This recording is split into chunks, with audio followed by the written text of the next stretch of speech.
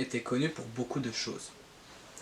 Ils étaient connus pour leur art, leur culture, et même les débuts de notre société comme nous la connaissons aujourd'hui. L'élément qui semble le plus oublié, du moins, l'entraînement du corps y est aussi né. De l'époque des pharaons en Égypte, ou de l'autre côté de la mer chez les Grecs, les bases de tout ce que l'on connaît aujourd'hui y sont nées. Des civilisations comme celle des Grecs ou celle des Romains étaient connues par leur idéalisation de celui-ci. Ils les représentaient notamment dans leurs sculptures et ils avaient un sens très prononcé des détails. Dans leurs sculptures, ils représentaient des corps d'hommes ou de femmes avec des standards parfaits, notamment pour la représentation de leurs dieux. Ils valorisaient le corps et cherchaient à renforcer non seulement pour la guerre ou les compétitions, mais aussi pour leur épanouissement personnel. Depuis ses premiers pas, le sport et l'entraînement ont traversé les âges, se transformant un peu à chaque époque.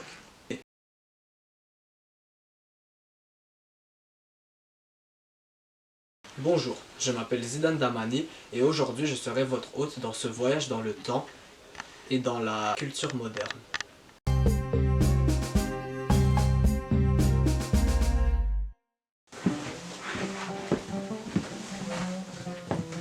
Remontons plusieurs siècles en arrière. Nous nous situons en Égypte pharaonique. À l'horizon, il n'y a que du sable. Les infrastructures comme nous les connaissons aujourd'hui n'ont toujours pas été inventées. Les logements, les salles de gym, tout cela, point. Mais pourtant, dans cet environnement aride, nous pouvons apercevoir quelque chose que nous reconnaissons. Et oui, ces Égyptiens antiques qui sont en train de faire des mouvements dans le sable sont en train de faire de la gymnastique. Du moins, un précurseur de la gymnastique. À cette époque, il y avait peu de moyens pour se mettre en forme. À part la course, pour les cérémonies importantes comme par exemple le couronnement des pharaons, ou encore la chasse. Les sports pratiqués n'impliquaient pas autant de complicité que ce que l'on pourrait retrouver dans nos sociétés modernes. Mais ce que l'on pouvait observer, ce sont les maintes et maintes ressemblances à ce que les salles de sport consistent. Un environnement où, pionniers dans le domaine, les Égyptiens antiques pratiquaient également l'haltérophilie. Déjà, à l'époque, les règles qu'ils avaient mises en place ressemblaient à très peu de différence près à ce que l'on retrouve dans nos salles d'entraînement. À défaut d'avoir des haltères ou quelques formes de poids libres, les gens de l'époque utilisaient des sacs qu'ils remplissaient de sable et ils soulevaient à une main en attendant un temps imparti. Ils les soulevaient verticalement à leur tête et ne devaient pas les déposer avant que le temps soit terminé. Que ce soit la gymnastique ou l'haltérophilie ou n'importe quel des sports que les anciens Égyptiens pratiquaient, tout ceci était pratiqué par le futur pharaon qui était en quête de prise du trône. Comme le dit l'égyptologue Toby Wilkinson, les activités énergétiques et physiques jouent un rôle particulièrement important dans l'éducation des futurs dirigeants. La course, le saut, la natation, l'aviron et la lutte faisaient tous partie de la routine hebdomadaire conçue pour développer la force, l'endurance et l'esprit d'équipe. Cette citation prouve l'importance de l'activité physique dans cette société, mais ça ne s'arrête pas là. Les dirigeants n'étaient bien sûr pas les seuls qui devaient s'entraîner. La valeur de l'entraînement et de l'entretien du corps n'était pas réservée aux personnes de haut statut comme les pharaons. Les différentes fresques que l'on a pu retrouver au fil du temps montrent que n'importe qui pouvait pratiquer ces activités pour rester en forme physiquement. Rarement représentés gros, cela montre que leur carrure était plutôt mince, entretenue par leur mode de vie.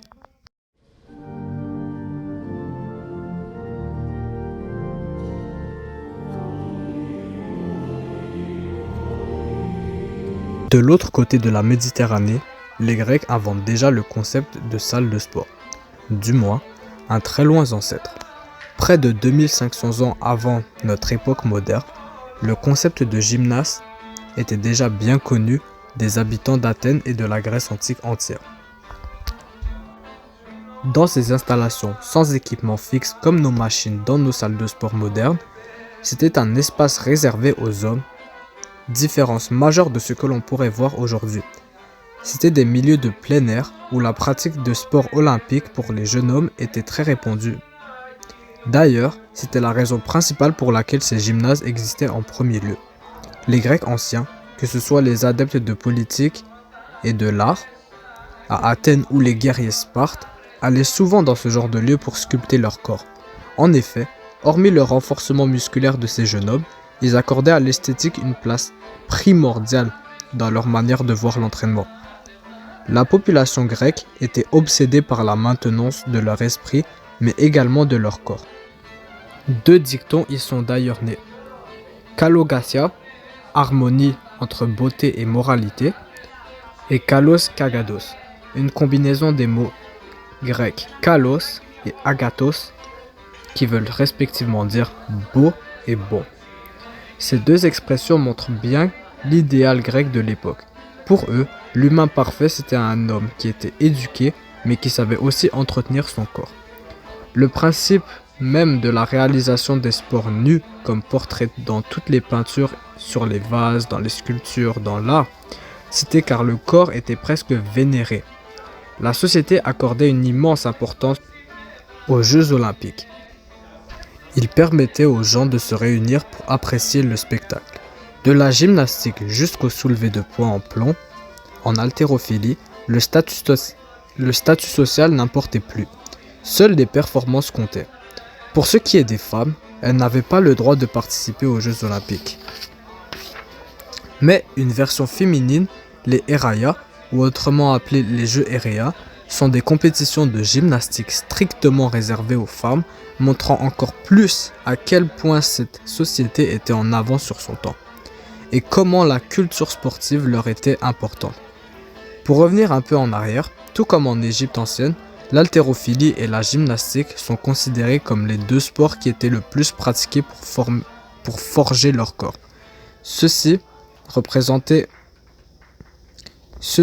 malgré une absence de confirmation historique, les différentes représentations de l'époque sont suffisantes pour mener à cette conclusion, puisque à part les textes des penseurs de l'époque, seul l'art laisse aux historiens la possibilité de façonner comment leur histoire a pu engendrer une évolution vers notre actualité.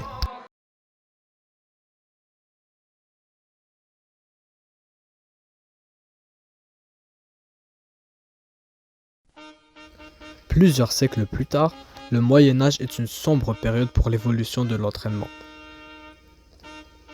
Cette période est vide en termes de nouveautés. La plupart des innovations et des concepts développés par les Grecs, les Romains ou encore les Égyptiens, comme les pratiques sportives organisées ou les espaces dédiés au sport, sont en grande partie oubliés. À cette époque, les activités physiques servent surtout aux besoins pratiques, comme les entraînements militaires ou les tâches agricoles. La culture de l'entretien du corps laisse place à des préoccupations plus spirituelles, marquées par la religion. Peu de textes peuvent confirmer n'importe quel dire de cette période, puisque la plupart des preuves historiques ont été modifiées et biaisées par les populations de l'époque pour se mettre en avant, pour avoir toujours plus de crédibilité face aux autres États. Cette époque voit une transition vers des sports plus individualisés, souvent associés au statut social et au pouvoir militaire, particulièrement parmi la noblesse. Le Moyen Âge voit apparaître d'autres formes d'activité physique. En 393, l'empereur romain Théodose met fin aux Jeux antiques, marquant un tournant dans l'histoire du sport. Cependant, cette abolition n'élimine pas l'idée de loisir, et les sociétés médiévales développent des jeux adaptés à leur époque. Parmi ces activités, on retrouve des jeux d'adresse, de hasard, ainsi que des loisirs comme la chasse ou les échecs, accessibles à toutes les couches de la société. Les joutes et tournois quant à eux sont emblématiques du Moyen Âge. Ces spectacles, souvent représentés dans l'image que l'on se fait de l'époque médiévale, se déroulaient dans des lices.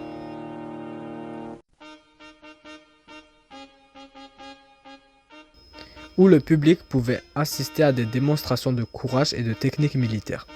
Ces événements, réservés principalement à la noblesse, symbolisaient les valeurs des chevaliers.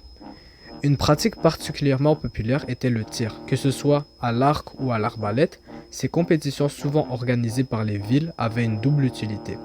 Elles renforçaient les compétences militaires et créaient un sentiment d'unité au sein des communautés. Par exemple, une grande fête de tir à Zurich en 1504 a rassemblé des participants de plusieurs régions, montrant à quel point ces événements pouvaient avoir une dimension politique et diplomatique.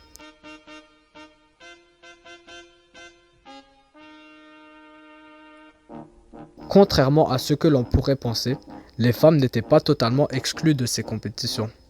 Même si elles étaient moins nombreuses, certaines participaient au concours de tir, ce qui allait un peu à l'encontre des stéréotypes de l'époque. Par ailleurs, d'autres activités comme la lutte, le lancer de pierres ou la course à pied étaient populaires lors des fêtes locales. Même si elles étaient moins formelles pour les nobles, les tournois de chevaliers représentaient le sommet de l'activité physique.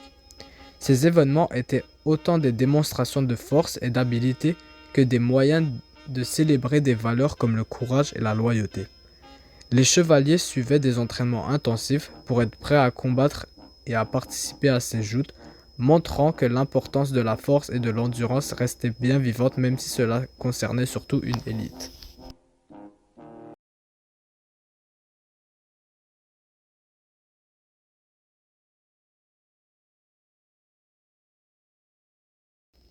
Le siècle des Lumières a été un vrai nouveau souffle pour l'avancée de l'humanité en ce qui concerne l'entraînement. Petit à petit, tout commença à ressembler à ce que nous connaissons aujourd'hui, mais nous n'y sommes pas encore. Pour l'instant, concentrons-nous sur la Renaissance. Cette période fait partie des nombreuses pièces de l'histoire humaine qui nous a fait le plus avancer intellectuellement. Une vraie révolution dans la manière de percevoir le corps humain a commencé, créant un énorme contraste avec le Moyen Âge et toutes les conceptions religieuses et traditionnelles qui marquaient cette époque. Jusqu'à la Renaissance, notre corps était vu comme une création de Dieu, parfaite et qui ne devait pas changer. C'était un don divin qu'il fallait préserver sans chercher à le modifier, car il était déjà au paroxysme de ce qu'il pourrait être. Cette façon de penser, très religieuse, était inculquée dans la mémoire collective pendant le Moyen Âge, a été l'un des points principaux de l'évolution que les Lumières ont causé. Des grands philosophes et des penseurs de cette époque, comme Rousseau, Diderot, Voltaire, etc., ont fait renaître de ces cendres une idée déjà connue autrefois en Grèce antique, mais remise au goût du neuf. Le corps humain, tout comme l'esprit, pouvait être étudié, compris et amélioré. La religion, qui empiétait beaucoup sur les avancées médicales, scientifiques, etc., prend beaucoup moins de place. Elle empêchait les chercheurs de faire leurs recherches sur le corps humain et donc sur le développement musculaire. Les anciennes pratiques de la Grèce ou même de Rome étant tombées dans l'oubli, notamment les gymnases, c'est vraiment lors de ce recul de la religion, lors de la Renaissance, que les progrès de l'anatomie et de la psychologie également ont permis de faire un consensus entre plusieurs penseurs sur leur vision du corps humain. Il était maintenant vu comme une machine complexe mais perfectible, que l'on pouvait améliorer grâce à l'éducation pour son intelligence et à l'entraînement pour l'extérieur. Au XVIIe siècle, déjà, des grands philosophes comme René Descartes faisaient partie des penseurs qui ont grandement changé cette manière de voir les choses. Dans son Discours de la méthode, publié en 1637, Descartes disait que l'homme pouvait devenir, je cite, maître et possesseur de la nature. Cette idée allait bien influencer les Lumières. Cette philosophie appliquée au corps humain suggérait que l'homme avait non seulement le droit, mais aussi le devoir d'améliorer sa condition physique. Elle concernait tout le monde était client. Au XVIIIe siècle, il y a eu une notable avancée dans l'histoire de l'entraînement, l'apparition des premières théories modernes sur l'éducation physique. Des grands penseurs comme Jean-Jacques Rousseau, par exemple, dans son œuvre qui pourrait être considérée comme l'une des premières dans le domaine, Émile ou de l'éducation, ont souligné l'importance de l'équilibre entre le corps et l'esprit dans le développement de quelqu'un. Rousseau considérait que l'éducation physique n'était pas seulement utile pour notre santé, mais qu'elle contribuait également à nous permettre de construire un esprit fort et discipliné. Les pratiques religieuses répandues pendant le Moyen Âge faisaient de l'activité physique quelque chose de souvent limité ou associé à des pratiques qui rapprochaient l'homme de Dieu. Cette époque a également vu un vrai tournant dans les manières dont on valorisait le corps. Pendant l'époque de la Grèce antique ou de la Rome antique, on célébrait la beauté naturelle et harmonieuse du corps dans ses limites naturelles. Les Lumières ouvraient la porte à ce qu'ils appelaient la recherche active d'amélioration. Cette recherche n'était pas seulement pour s'améliorer de façon esthétique, mais elle visait à augmenter les capacités physiques et à dépasser ses propres limites, celles imposées par la nature. L'idée que l'homme pouvait, par sa volonté et ses efforts, dépasser au-delà de la capacité naturelle sa condition physique, devenait de plus en plus une idée répandue. L'héritage des Lumières dans la perception de notre corps se fait encore sentir aujourd'hui. En introduisant l'idée que le corps était une sorte de chantier de construction, c'est-à-dire une sorte de terrain modifiable et perfectible, en plus de tout cela, cette époque marque le retour des terrains d'entraînement. Les gymnases n'ont certes pas évolué, mais ils sont de retour. La Renaissance est caractérisée par beaucoup de choses, et l'une des principales était que les grands penseurs de l'époque allaient chercher dans des preuves historiques ce qui se faisait avant. Et lorsqu'ils sont tombés sur la Grèce antique, c'était comme une mine d'or. Le Moyen-Âge ayant essayé de supprimer de l'histoire ses connaissances d'antan, et notamment les gymnases grecs, leur redécouverte est très importante pour l'histoire de la musculation et de l'entraînement physique.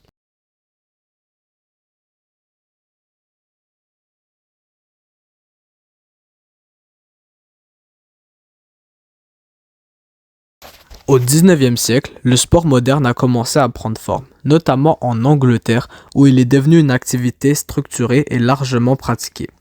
Ce siècle a marqué un tournant dans la perception de l'exercice physique.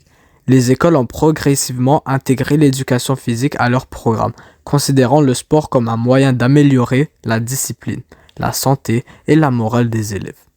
Cette évolution reflétait une volonté de promouvoir des valeurs telles que l'effort, la compétition saine et le respect des règles. Au même moment, l'idée d'aménager des espaces réservés à la pratique sportive a fait son apparition. En 1811, Friedrich John, souvent considéré comme le père de la gymnastique moderne, a ouvert le premier gymnase à Berlin, nommé Turnplatz. Après la défaite de la Prusse face à Napoléon, inspiré par les pratiques grecques antiques, John y a introduit les équipements comme des barres parallèles et des chevaux d'arçon, mais dans une perspective plus axée sur la préparation militaire. Plus tard, des gymnases commerciaux sont apparus grâce à des personnages tels que Hippolyte Triat, qui a ouvert des salles à Bruxelles et à Paris dans les années 1840. Eugène Sandow, lui, a fondé les premiers instituts de culture physique à Londres. Ces lieux ont démocratisé la pratique du sport en combinant la santé, l'esthétique et même le divertissement. Au fil du temps, les gymnases ont évolué pour répondre à une grande diversité de besoins en intégrant des équipements de plus en plus sophistiqués. Les bancs de musculation, par exemple, sont devenus un élément central, permettant des exercices polyvalents comme le développé couché pour les pectoraux ou les abdominaux. Les haltères, allant de quelques kilogrammes à plus de 40 kg, offrent une grande liberté de mouvement, ce qui renforce l'équilibre et diverse le nombre de groupes musculaires pouvant être travaillés. Les barres fixes pour les tractions restent un indispensable de la salle de sport car ils permettent de développer les dorsaux et les biceps, tandis que les machines à poulies assurent une résistance uniforme, ajoutant de la variété aux entraînements. L'essor des sports de compétition au XIXe siècle a aussi marqué un tournant. Les clubs sportifs ont commencé à organiser des événements dans des stades spécialement construits, transformant le sport en spectacle pour l'auditoire. Après plusieurs défaites militaires, comme celle de la France face à la Prusse en 1870, l'éducation physique est devenue obligatoire dans les écoles françaises afin de former une population plus forte physiquement. L'hygiénisme a joué un rôle très important, renforçant l'idée que l'activité physique permet d'éviter les maladies et de maintenir une population bonne et en santé. Cette tendance s'est poursuivie avec la popularisation de sports comme le football, le rugby et le tennis, initialement réservés aux élites, mais progressivement accessibles à tous. Les gymnases modernes ont continué d'intégrer des équipements pour les exercices cardiovasculaires tels que le vélo elliptique et le tapis de course qui sollicitent une grande partie des muscles tout en préservant les articulations. La presse à cuisse, elle, essentielle pour travailler les membres inférieurs, complète cette évolution technique. Aujourd'hui, le sport est considéré comme un moyen d'épanouissement personnel et de maintien de bonne santé. Mais même si les équipements sont diversifiés, seulement 12 à 13% de la population britannique fréquente un gymnase. Mais cela laisse de côté une grande majorité de la population qui est, elle, inactive et en surpoids, qui se sentent trop intimidés par l'ambiance compétitive des gymnases. Certains experts proposent donc d'adopter des approches plus inclusives afin d'encourager une participation plus large de la population. Bonjour, je suis avec. Bonjour, Benjamin. Ok, ça fait combien de temps que tu es dans la salle de sport, que tu vas à la salle de sport? 2 ans. D'accord. En tes 2 ans d'expérience, est-ce que tu pourrais répondre à une question que je vais te poser? Selon toi, la société a-t-elle beaucoup d'attentes envers les sportifs de la salle de sport? Est-ce qu'ils vous mettent une grande pression sur tes épaules? Selon moi et mon expérience personnelle depuis que je viens ici, je pense que les gens ils sont vraiment motivants et ils supportent beaucoup les clients de la salle de muscu. Par exemple, depuis que je viens ici, j'ai beaucoup de personnes qui me motivent tout le temps, qui me disent des commentaires gentils et tout ça. Et c'est ce qui m'a motivé à rester au gym pendant 2 ans sans me sentir inférieur aux autres qui sont, on va dire, plus musclés ou qui ont un meilleur physique. Penses-tu que c'est le cas partout au monde, ce genre de situation? Ouais, je pense que n'importe quoi, que ce soit ta nationalité ou n'importe quoi, il y aura pas de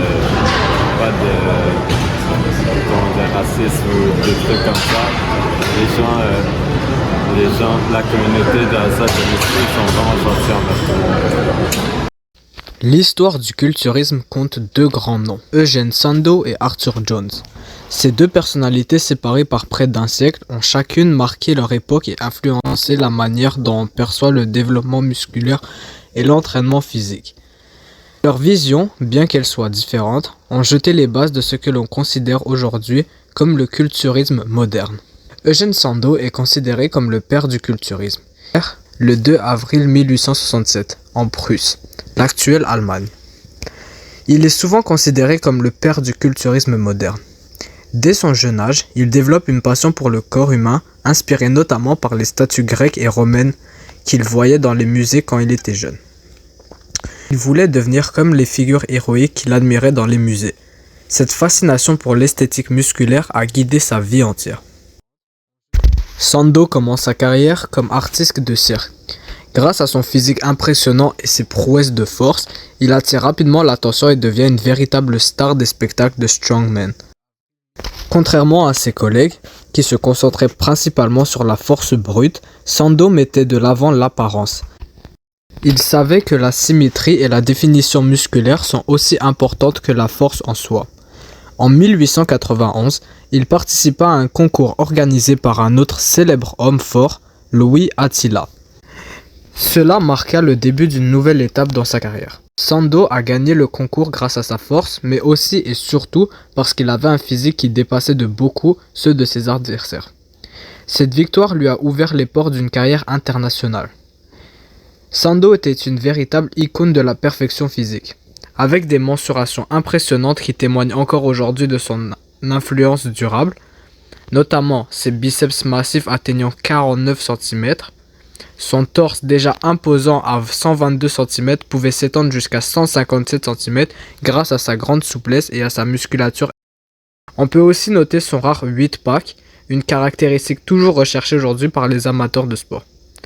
Encore aujourd'hui, ce type de définition musculaire est un idéal recherché dans la culture du fitness, montrant à quel point Sandow a marqué les esprits et redéfini les standards d'un corps sculpté.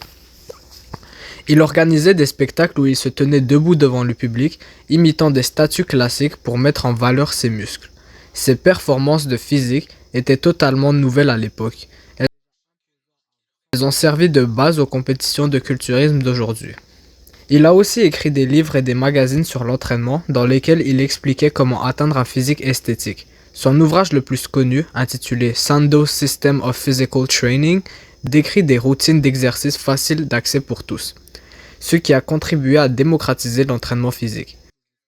De plus, il vendait du matériel d'entraînement comme des haltères et des élastiques, ce qui permettait à ses admirateurs de s'entraîner chez eux. Sando avait une vision: éduquer le public sur l'importance de la santé physique. Il pensait que tout le monde pouvait améliorer son corps par la pratique d'exercices réguliers et d'une discipline stricte. Il a même organisé le tout premier concours de culturisme qui s'est tenu à Londres en 1901. Connu sous le nom de The Great Competition, il a attiré plusieurs centaines de participants et des milliers de spectateurs, ce qui montre bien la popularité de sa vision. Malheureusement, Sando est mort prématurément en 1925 à l'âge de 58 ans. Malgré sa mort en bas âge, son héritage perdure. Chaque année, lors de la compétition de Monsieur Olympia, le trophée remis au vainqueur est une statue d'Eugène Sando en hommage à son rôle fondateur dans l'histoire du culturisme. Pour ce qui est du futur des salles de sport, l'avenir du conditionnement physique dans les salles sera influencé par la technologie et les changements sociaux. Les salles de sport de demain seront des espaces connectés qui intégreront des outils numériques et des services adaptés aux besoins des clients. Plusieurs tendances commencent à émerger et influencer le futur du fitness. Une tendance importante est l'intégration de la technologie, notamment la réalité virtuelle et la réalité augmentée. Ces technologies modifient la façon dont les gens font de l'exercice en rendant leurs séances plus stimulantes. La VR permet d'avoir des réactions et des expériences immersives, par exemple en participant à des cours de fitness ou en essayant des simulateurs sportifs. La réalité augmentée, quant à elle, affiche des informations en temps réel pour aider à mieux réaliser les exercices et à éviter des erreurs de posture, par exemple. De plus, plusieurs salles de sport ont commencé à utiliser du matériel connecté comme des machines qui ajustent automatiquement les charges en fonction des performances ou des appareils qui suivent des mouvements pour détecter les erreurs. Ces innovations permettent de personnaliser les entraînements. Les séances sont ainsi adaptées aux besoins de chaque individu, peu importe son niveau d'expérience. La salle de sport, elle aussi, se transforme, mettant de plus en plus l'accent sur le bien-être général plutôt que sur la performance physique. La pandémie de Covid-19 a changé les habitudes et plusieurs personnes se tournent maintenant vers des alternatives, comme les entraînements à la maison. De nos jours, de plus en plus de salles offrent des services en ligne et en présentiel, ce qui permet au monde de suivre des cours en direct ou en diffusion en continu depuis leur domicile. Les objets comme les trackers d'activité physique font aussi partie intégrante de cette évolution. Ces appareils mesurent en temps réel diverses données telles que la fréquence cardiaque, les calories brûlées ou la qualité du sommeil et fournissent des conseils personnalisés pour améliorer les entraînements et prévenir les blessures. Les salles de sport de demain devront aussi être plus inclusives en prenant en compte divers besoins physiques et mentaux. Le rapport sur l'entraînement de l'Ontario souligne l'importance de former les entraîneurs afin qu'ils puissent créer un milieu sécuritaire et accueillant. Parmi les 1000 questionnés, 25% des adultes de l'Ontario ont déjà été entraîneurs ou impliqués dans l'entraînement et 51% d'entre eux n'ont pas suivi de formation formelle dans le cadre du Programme national de certification des entraîneurs, le PNCE. Des améliorations sont encore nécessaires en ce qui concerne leur formation, notamment sur l'aspect de la sécurité et de l'inclusion. L'avenir des salles de sport dépendra donc de la capacité des entraîneurs à mieux comprendre et à gérer les divers besoins des membres.